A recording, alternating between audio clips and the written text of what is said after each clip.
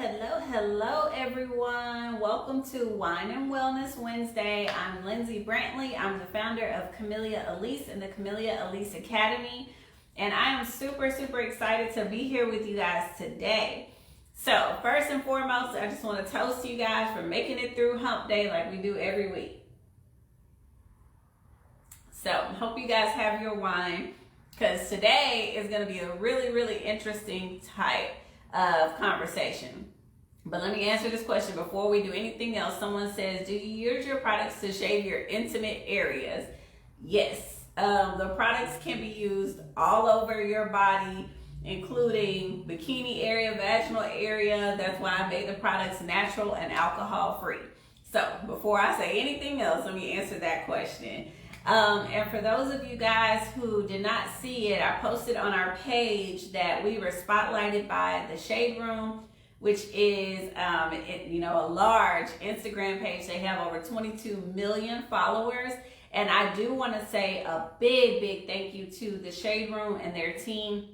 That was not a paid ad, guys. We did not pay them for that at all. They spotlighted us as a small business, one of their small businesses for the month of February, for Black History Month. So that was absolutely amazing, something unexpected. So I just want to thank their team for that.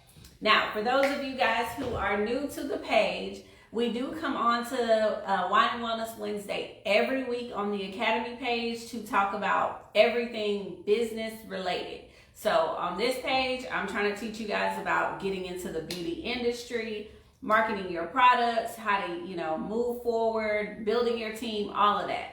But because of the Shade Room, I thought about how important social media is. And, we've had, over 1,000 followers just because of the Shade Room. So I kind of want to talk to you guys about influence. But when I started looking at, and it's not mostly my students, but people in this industry, I was scrolling down some pages and I was like, oh my God, some of these pages are horrible and they really and truly need help when it comes to what they should and should not be doing. So let's talk about social media and how you guys can grow your following and some of the things you should and should not be doing. So the first thing I'm going to tell you is, if you are a business owner of any kind and your page is private, it's a problem. People need to be able to freely see what you're doing, interact with you, tag you on posts. Other people need to be able to see what you're doing, like you're a business. So if you're private, you're basically shutting people off. And people can't tag you in things. They can't reach out to you in different ways. And if I go to somebody's page and it's private, sometimes I won't even follow, or it might be a turnoff. So if you are a business owner, your public or business page needs to be public. Now, if it's your private page and you want it to be, private, that's fine. But your business page needs to be public so that people can see it, shop it, look at what you're doing. Okay, that's first. Secondly, if you are a business owner with a business page, it needs to be set up as a business account. There are so many insights that come along with a business account that you cannot get on a personal account. You can see how many people are viewing your videos. You can see, it tracks your following week to week. There's a lot of insight that comes along with having a business account that you can't get from a private account. So all you have to do is literally, when you set up the account, select it as a business page. The way that Instagram shows things, the ads that they do, it's all based on whether you're a business or personal. So please make sure you guys have set up your accounts as business accounts, not personal accounts, okay? The next thing I wanted to talk to you guys about, and this is what really bothered me, this is what prompted me to come onto the page and talk about this. If you are a business owner, and I'm going to talk about beauty industry, cavitation, body sculpting. If you are a business owner and I go to your page and all I see on your page are before and afters, I'm going to move on to the next person. Where is the person behind the business? You are basically just trying to sell me, I do this, before and afters, before and afters. But where's the person? Who's the person that's doing the services? I want to see what that person looks like. there needs to be a picture of you or your staff, or pictures of your spa or your room. It doesn't matter what you have. People need to know who you are so that they can connect with you and decide if they want to go to you or not. But if all that you have on your page is before and afters, I'm telling you right now, you are losing a lot of people. Because if I'm scrolling, I'm like, oh my God, this person has beautiful before and afters, but who is this person? Is it a man? Is it a woman? Are they black, white? I mean, it doesn't really matter, but people want to see who you are so that they can connect with you. That's very important. In addition to that, if you have a business page and I am scrolling down your page and I can't figure out where you're located, how to contact you, I'm not gonna go to your business. Are you somebody in Houston or are you in New York? Okay, this person does great work, but where the hell are they located? Why is it so hard for me to go to some of you guys' pages and see where you're located? I all the time, like, I'm looking at different people, different industries. I reach out to people for partnerships. I'm looking at pages all the time. And if you guys don't even have a location, like, I can't tell if you're a local. I can't tell if you're in New York. I can't tell if you're in Nigeria.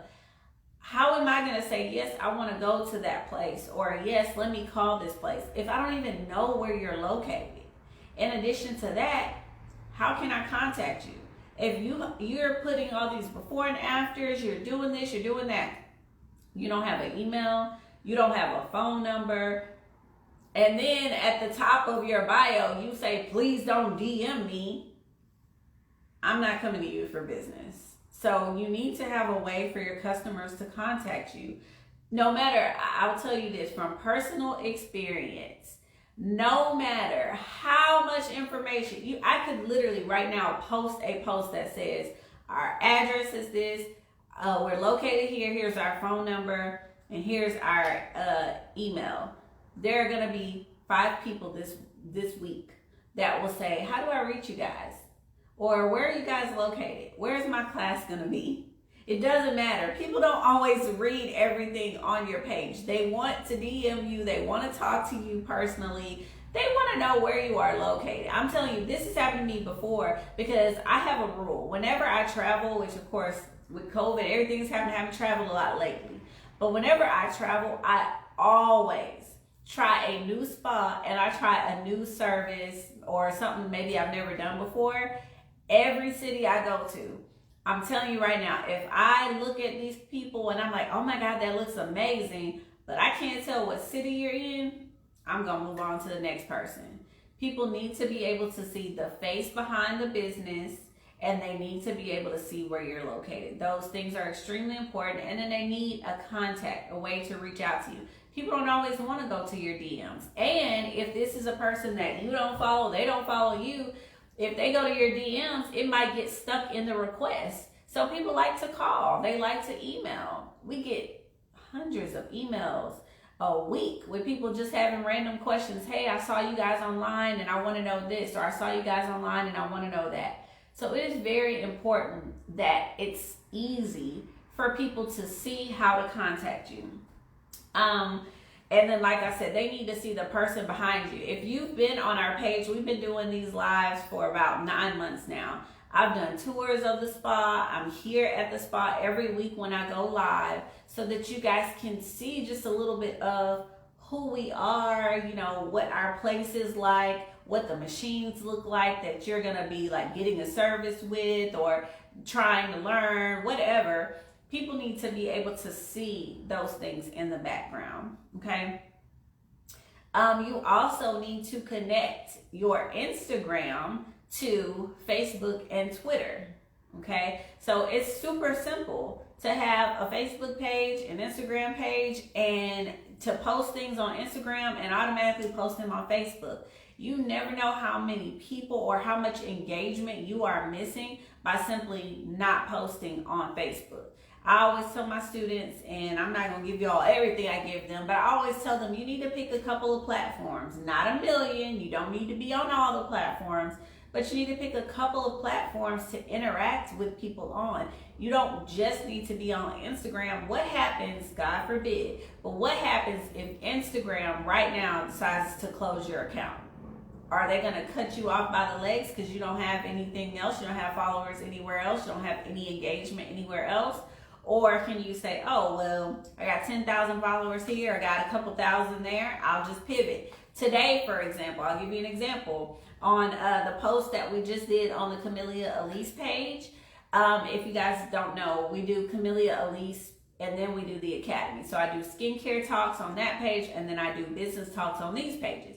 Well, just now on the Facebook page, they blocked my video because they didn't like the music I was playing. So right now, I went live on Facebook, Instagram. You guys are also going to see these videos on YouTube. But right now, my Facebook audience can't see what I just posted.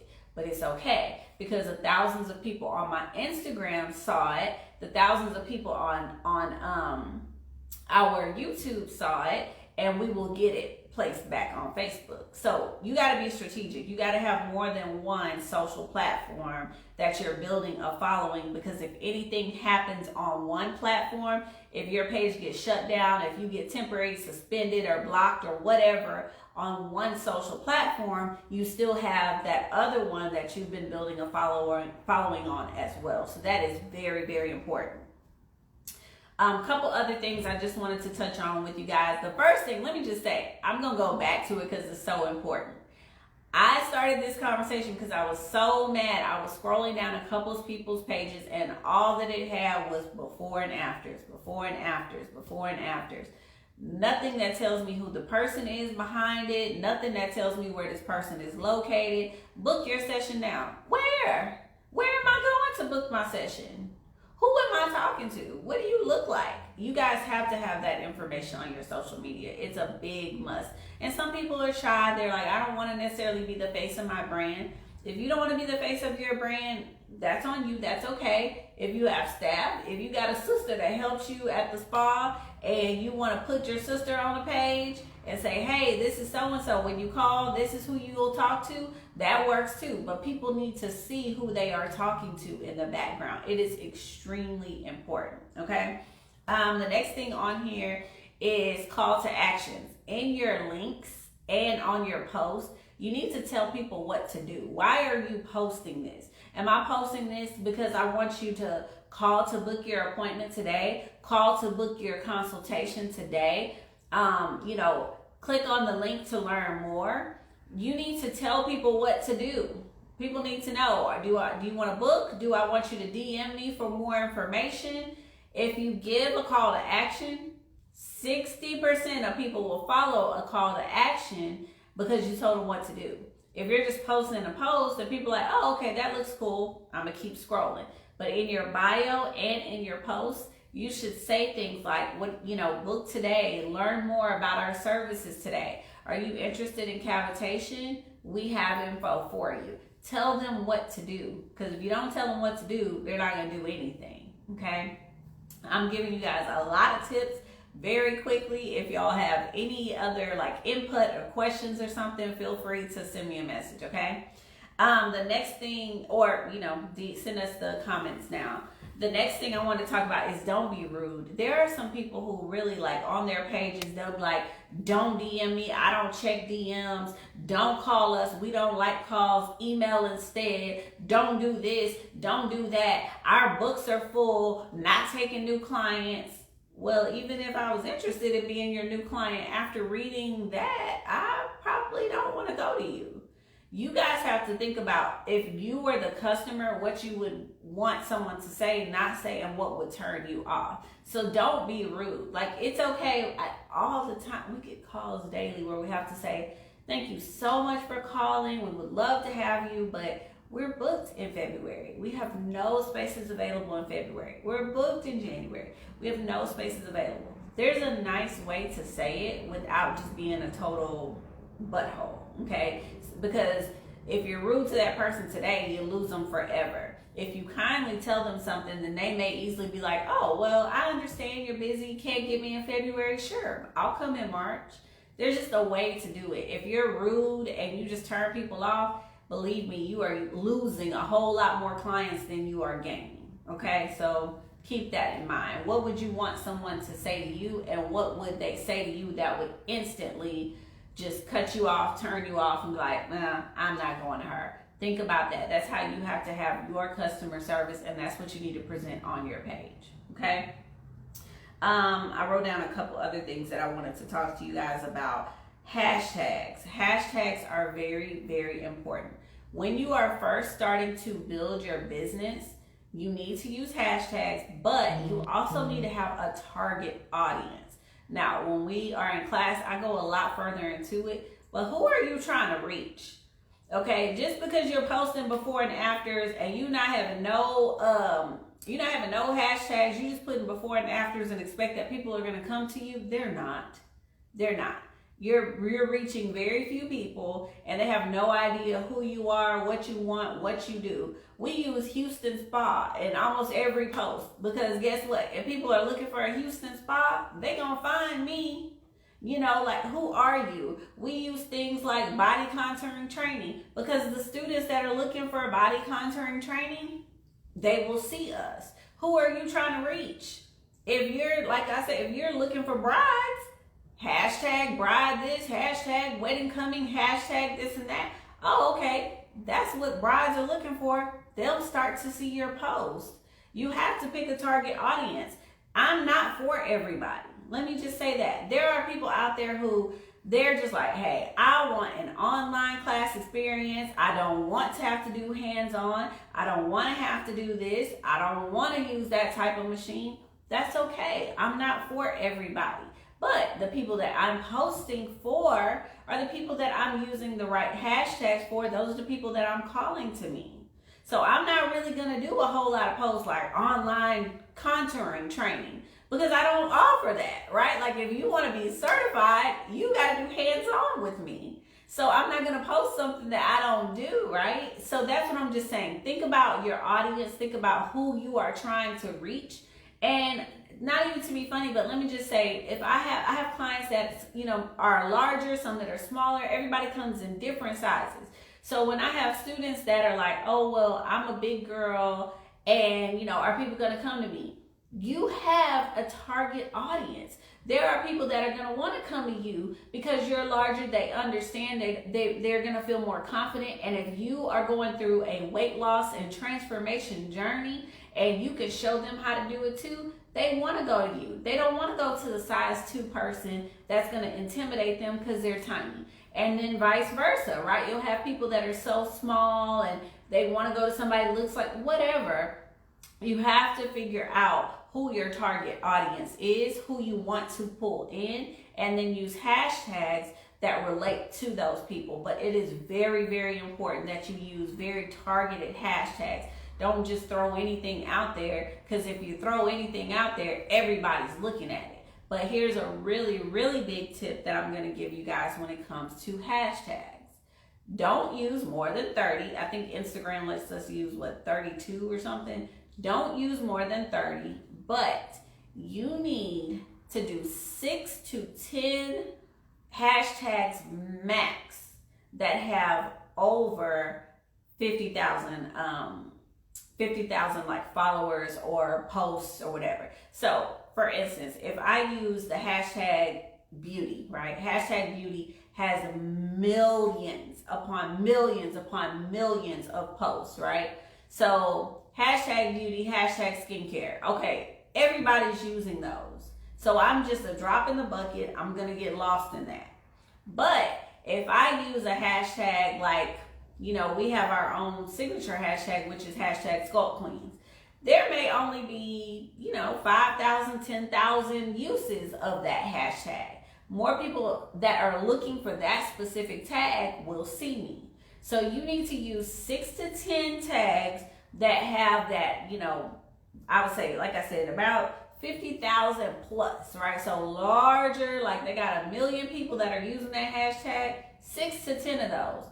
The other 20 need to be concentrated. They need to be people that don't have 50,000 or 1 million different uses. You want to find hashtags that people are specifically looking for. For instance, Houston Spa. Houston Spa is very specific versus spa is not as specific. So 20 of them need to be very, very specific hashtags, and then the remaining 10 need to be more, broad or larger audience hashtags.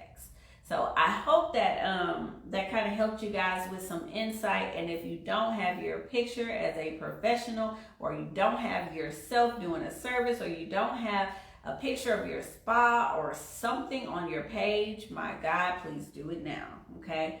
So make sure that you're able to connect with your potential customers by just showing them a little bit of insight on who you are and what they're going to walk into. Clients like to know before they come in what they're going to, what the building looks like, what I'm going to walk into, so they have an idea.